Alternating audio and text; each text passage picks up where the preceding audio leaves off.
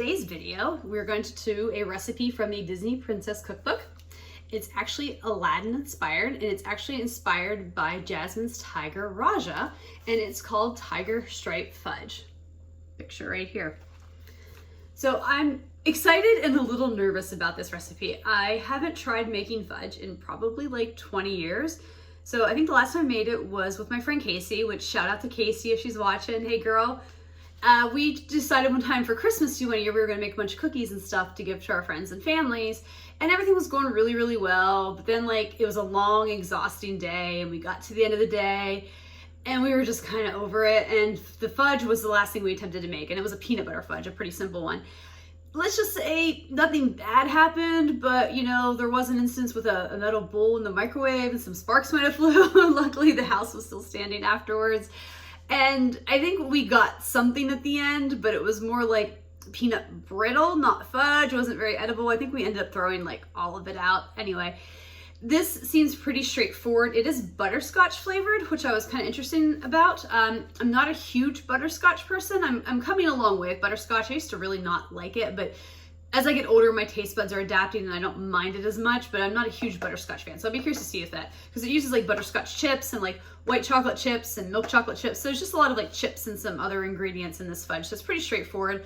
So hopefully this will be easier to make because there's no, metal bowls and microwaves or anything that'll explode. Hopefully not, but we'll get started on this in a few minutes and see how it turns out. So here I have basically the white chips with some sweetened condensed milk in a pan. It said to use a nonstick frying pan.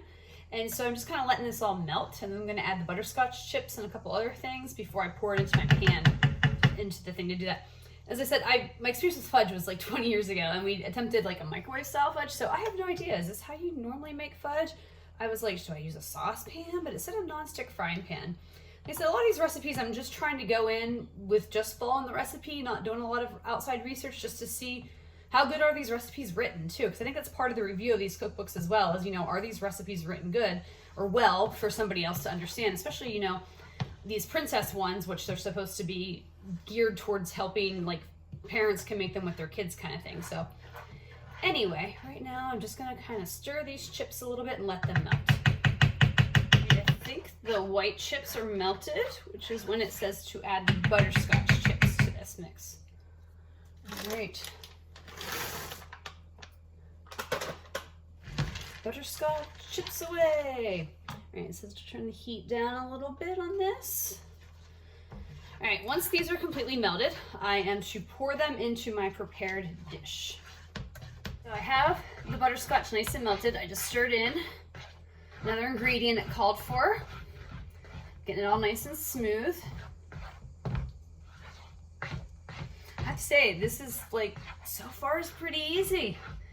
Maybe I've been mistaken on fudge for all these years. I've been kind of always scared of it. It does smell very much like butterscotch. So, all right, I've got a pan with parchment paper. I'm gonna pour this in. It's hot, so I think I always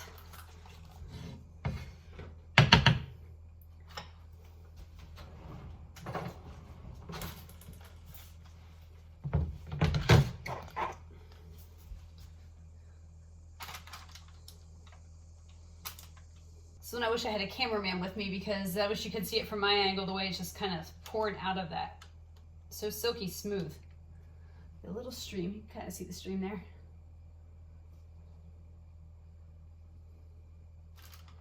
Straightener thing. Definitely has more of a fudge consistency to it, which is nice. Okay, so now what I need to do is I need to melt some chocolate chips in the microwave. Don't worry, not a metal bowl.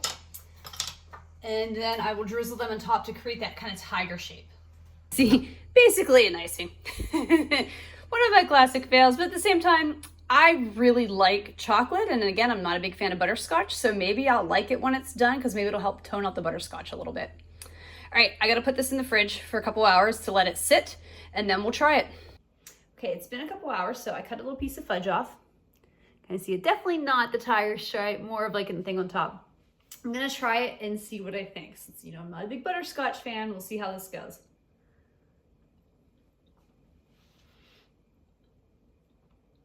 Actually, that's not bad. I think the white chocolate with the butterscotch kind of helps tone down the butterscotch flavor. It's definitely there, but it's more there in a way that it doesn't bother me as much, but we'll see. So I'm gonna enjoy this, and then maybe obviously over the next couple of days eat a piece here and there and kind of see how I feel about it after eating it after a little bit. Time for my final thoughts and review on the Tiger-Stripe Fudge from the Disney Princess Cookbook. Overall, I really enjoyed this. As I had mentioned earlier, I was a little bit hesitant because of the butterscotch, but I'm actually coming to like butterscotch a lot more. It was one of those flavors I didn't really care for as a kid, but as I got older and my taste buds kind of evolved, I do enjoy it a lot more. And, you know, I think part of that is due to Disney's maybe competitor that we shall not mention, but Universal and their butter beers, because those things are pretty tasty and have really started to change my mind about butterscotch. But anyway, back to this recipe. I will say the fudge was nice and thick, but it was sweet. So a little goes a long way. I actually made this about 5 days ago now, and we probably still got about 40% of it left. I mean, it's just me and my husband, and it's just one of those things that was really nice. If you wanted something small and kind of sweet to eat, you could just take a little bite of it and it would tie you over pretty well, because again, it is a little bit on the sweet side. But I do think it was offset a little bit of the butterscotch and the sweetness from that, of that layer of chocolate. Now, as you probably saw, it's supposed to be like a stripe, like a tiger stripe. You just had like a little bit of chocolate, like regular chocolate on top of it, melted down to give it that tiger stripe. But mine just didn't work out well, and I had chocolate left, so I just kind of did like a thin layer of chocolate over the whole thing. And I'm actually kind of glad I did. I think it actually contrasted really nice with the butterscotch. And I think if I had just had a piece like without that chocolate, I might not have enjoyed it as much. In fact, I did like just try to take a little bite of like the bottom of the fudge without the chocolate, and I'm like, oh yeah, this is fine. But I really liked the chocolate when it added to it. So I'm glad I did that. But overall, it was enjoyable. If not sweet, but it's a good sweet treat if you like something sweet and you like butterscotch. So let's get into the ratings. First up on a scale of 1 to 5 are the ingredients. Are these ingredients easy to find, simple ingredients, which puts them at a 1, or are they more difficult, more expensive to find ingredients, which puts them at a 5? I'm gonna give them like a 1.5 to a 2. Everything was super easy to find. It's a lot of like white chips, butterscotch chips, that kind of thing. So it does add up a little bit. So that's why I don't feel like comfortable giving it just quite a 1, because it is something, you know, that's gonna add up a little bit in your cart, but not be super extremely expensive. Difficulty rating on a scale of 1 to 5, with 1 being simple, easy to put together, 5 being more difficult or more time consuming. I'm gonna give it a 2. It really wasn't difficult. It was a lot easier than expected, even my nervousness about ruining fudge. You know, the hardest part was when I was cooking on the stovetop, just kind of keeping an eye on it, the nonstick pan, stirring it, making sure everything was cooking nicely and coming together. And it did. So I think that was good. There was a little bit of time because you have to put it in the fridge and let it set up, but that's fine.